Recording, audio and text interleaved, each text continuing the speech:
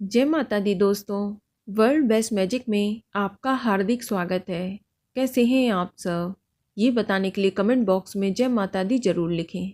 दोस्तों, आज हम इस वीडियो में बात करेंगे अहोई अष्टमी का व्रत साल 2022 में कब रखा जाएगा और इसकी पूजा का शुभ मुहूर्त क्या रहेगा। इसके अलावा हम आपको बताएंगे कि अहोई अष्टमी वाले दिन तारे निकलने का शुभ समय क्या रहेगा और चंद्रोदय का समय क्या है। साथ ही हम आपको बताएंगे अहोई अष्टमी व्रत के क्या नियम हैं, इस दिन आपको क्या करना चाहिए और क्या नहीं करना चाहिए। साथ ही साथ आपको अहोई अष्टमी की संपूर्ण पूजा विधि और व्रत कथा भी बताऊंगी।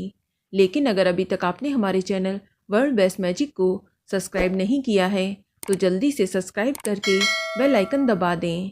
साथ ही इस वीडियो को लाइक करें और ज़्यादा से ज़्यादा शेयर करें। तो आइए शुरू करते हैं। दोस्तों, अहोई अष्टमी का व्रत हिंदू धर्म में विशेष महत्व रखता है। ये व्रत संतान के लिए किया जाता है। संतान की खुशहाली व तरक्की के लिए माताएं ये व्रत करती हैं और अहोई माता से संतान की दीर्घायु की कामना भी करती हैं। और जिन लोगों के संतान नहीं है वह लोग भी अहोई माता से संतान प्राप्ति की कामना के लिए ये व्रत कर सकती हैं। दोस्तों, अहोई अष्टमी का व्रत कार्तिक मास के कृष्ण पक्ष की अष्टमी तिथि को मनाया जाता है। ये त्यौहार दिवाली के एक हफ्ते पहले और करवा चौथ के 4 दिन बाद आता है। दोस्तों, इस दिन सभी माताएं निर्जला उपवास करती हैं और रात के समय तारों को देखकर अपनी संतान की दीर्घायु के लिए कामना करके ये व्रत खोलती हैं।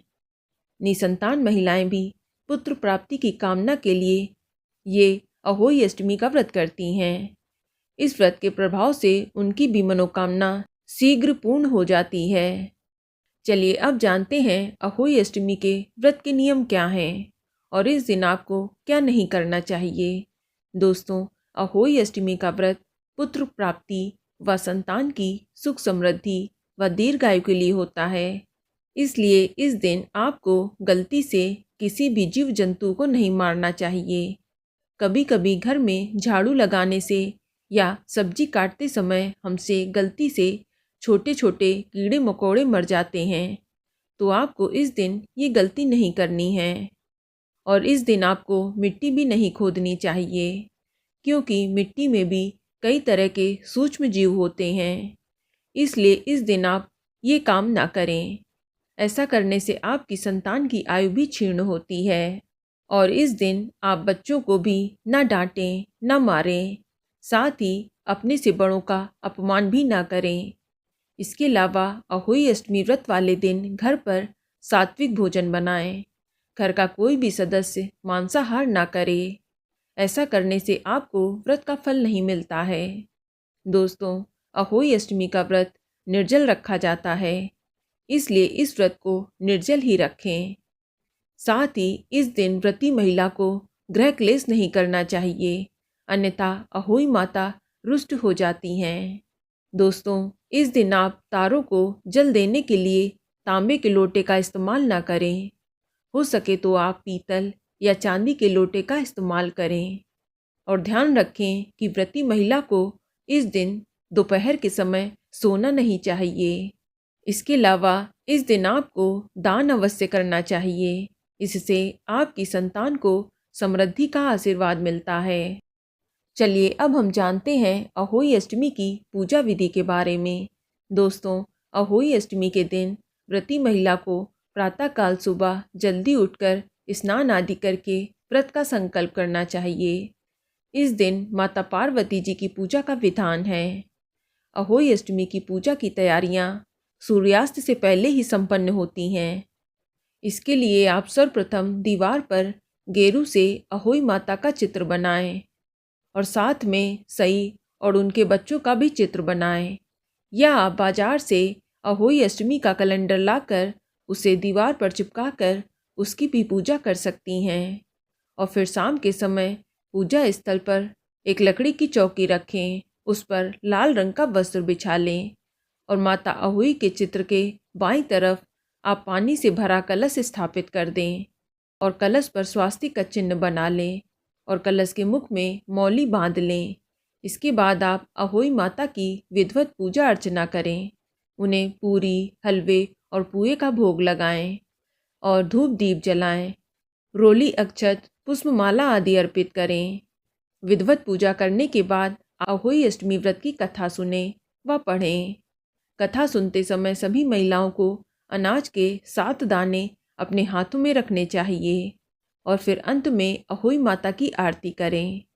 तत्पश्चात जब रात में चंद्रमा अथवा तारे निकलें तो उन्हें अर्घ्य दें। फिर पूजा के पश्चात सास को बायना देकर उनके पैर छूकर उनका आशीर्वाद अवश्य लें। इसके बाद जल ग्रहण करके व्रत खोला जाता है।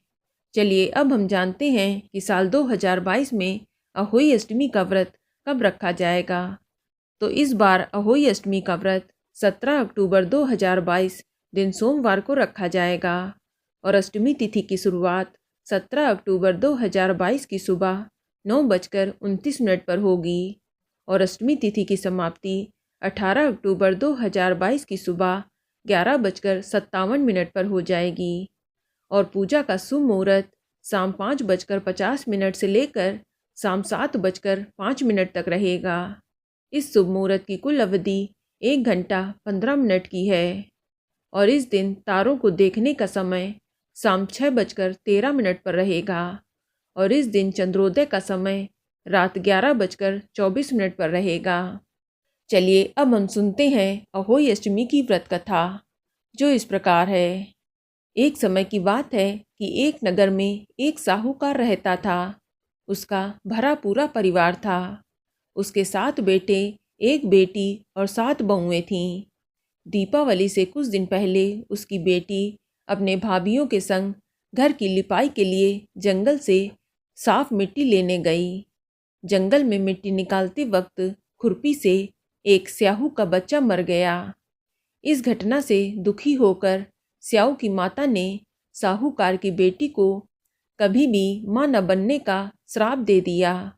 उस श्राप के प्रभाव से साहूकार की बेटी की कोख बंध गई। श्राप से साहूकार की बेटी दुखी हो गई। उसने भाभियों से कहा कि उनमें से कोई भी एक भाभी उसकी जगह अपनी कोख बांध लें। अपनी ननद की बात सुनकर सबसे छोटी वाली भाभी तैयार हो गई। उस श्राप के दुष्प्रभाव से उसकी संतान केवल 7 दिन ही जिंदा रहती थीं। जब भी वह कोई बच्चे को जन्म देती तो वह 7 दिन में ही मृत्यु को प्राप्त हो जाता। वह परेशान होकर एक पंडित से मिली और उपाय पूछा। पंडित की सलाह पर उसने सुरही गाय की सेवा करनी शुरू की। उसकी सेवा से प्रसन्न होकर गाय उसे एक दिन स्याहू माता के पास ले जाती हैं। रास्ते में गरुड़ पक्षी के बच्चे को सांप मारने ही वाला होता है, लेकिन साहूकार की छोटी बहू सांप को मारकर गरुड़ पक्षी के बच्चे को जीवन दान देती है। तब तक उस गरुड़ पक्षी की मां आ जाती है। वह पूरी घटना सुनने के बाद उससे प्रभावित होती है और उसे स्याहू की माता के पास ले जाती है। स्याहू की माता जब साहूकार की छोटी बहू की परोपकार और सेवा भाव की बातें सुनती है तो प्रसन्न होती हैं। फिर उसे 7 संतान की माता होने का आशीर्वाद देती हैं। आशीर्वाद के प्रभाव से साहूकार की छोटी बहू को 7 बेटे होते हैं, जिससे उसकी 7 बहुएं होती हैं। उसका परिवार बड़ा और भरा पूरा होता है। वह सुखी जीवन व्यतीत करती हैं। अहोई माता की पूजा करने के बाद अहोई अष्टमी की व्रत कथा अवश्य सुननी चाहिए।